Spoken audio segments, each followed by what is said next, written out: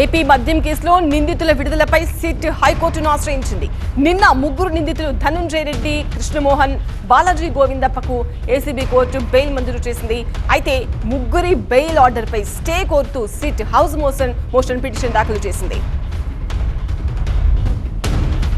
Vijayawada jail నుంచి 3 గంటల high drama తర్వాత బెయిల్పై ధనుంజయ రెడ్డి, కృష్ణమోహన్ రెడ్డి, బాలాజీ గోవిందప్ప విడుదలయ్యారు. 117 రోజులుగా జైల్లో ముగ్గురు నిందితులు ఉన్నారు. నిన్న బెయిల్ ఆర్డర్ వచ్చినా విడుదల ఆలస్యం చేశారని ధనుంజయ రెడ్డి అన్నారు. తమ బెయిల్పై హైకోర్టులో హౌస్ మోషన్ పిటిషన్ వేశారని, బెయిల్ ఆర్డర్పై స్టే వస్తే జైల్లోనే ఉంచాలనుకున్నారని అన్నారు. జైల్లో తాము ఆందోళన చేయడంతో విడుదల చేశారని ధనుంజయ రెడ్డి అన్నారు.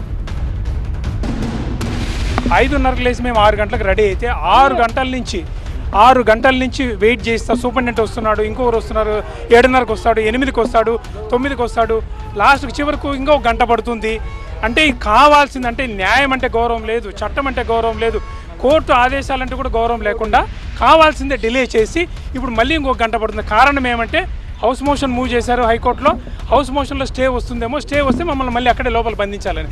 అంటే ఒక కోర్టు ఇచ్చిన ఆదేశాలకు కూడా వీళ్ళకి లెక్కాపత్రం లేదు ఈ ప్రభుత్వానికి. అంటే న్యాయం అంటే గౌరవం లేదు, చట్టం అంటే గౌరవం లేదు. రాత్రి 6 గంటలకు ఆర్డర్ ఇస్తే ఇప్పటి వరకు మమ్మల్ని రిలీజ్ చేయకుండా మేము ఇప్పుడు గొడవ చేస్తే అప్పుడు రిలీజ్ చేస్తాం.